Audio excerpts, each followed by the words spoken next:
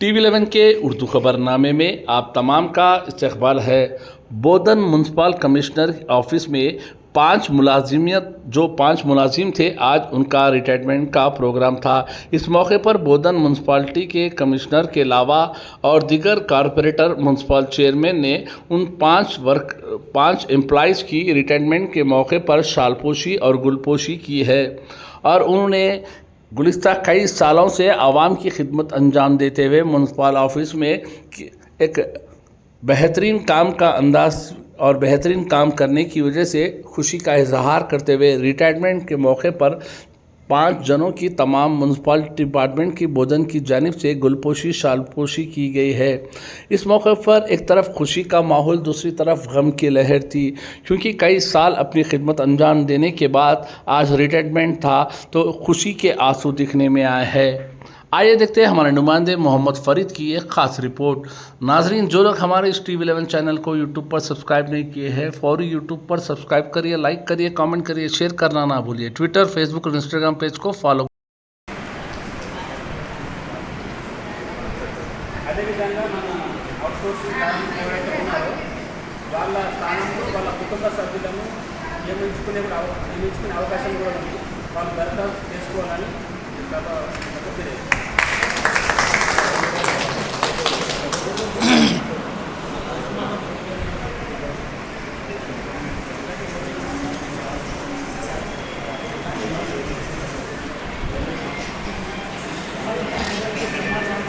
మాట్లాడదా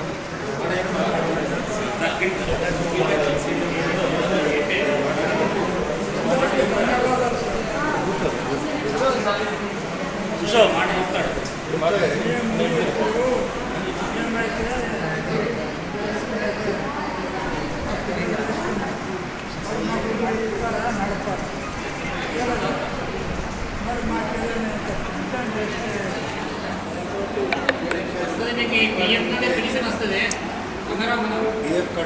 PF కట్టే దాంట్లో pension వస్తుంది, అది రాకపోతే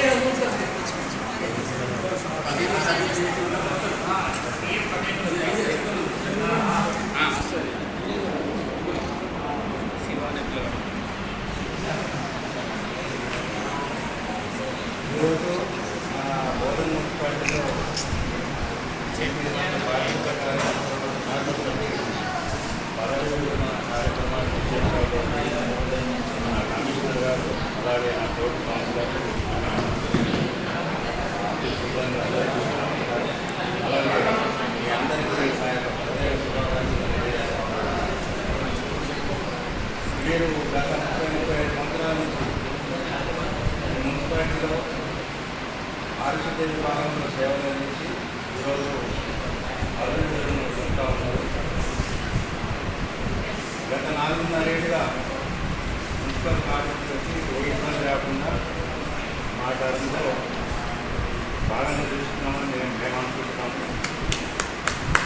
అలాగే ఇప్పుడు మీరు రిటైర్ అయిపోయారు కాబట్టి అదే విభాగంలో మీ వారసులు ఎవరైనా ఉంటే తీసుకునే అవకాశం ఉంది.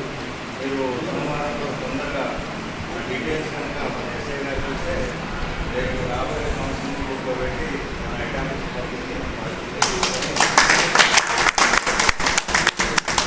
ఆమోదం పొందిన తర్వాత కుటుంబ సభ్యుల్ని తీసుకోవడం జరుగుతుంది. అలాగే 30 సంవత్సరాల నుంచి మీరు సేవలు అందించినందుకు మీ అందరికీ పాదాలు పడతాను. ఎందుకంటే మీరు చేసే పని ఎవరు చేయరు. రాబోయే తరాల్లో ఒక 15-20 సంవత్సరాల తర్వాత మీరు చేసే పని చేయాలంటే మనకి మున్సిపాలిటీలో మనుషులు దొరికిన పరిస్థితి ఉంటుంది. మిమ్మల్ని చులకనగా చూడవద్దు అనే భావంతో ఇలా గౌరవించుకోవడం జరిగింది.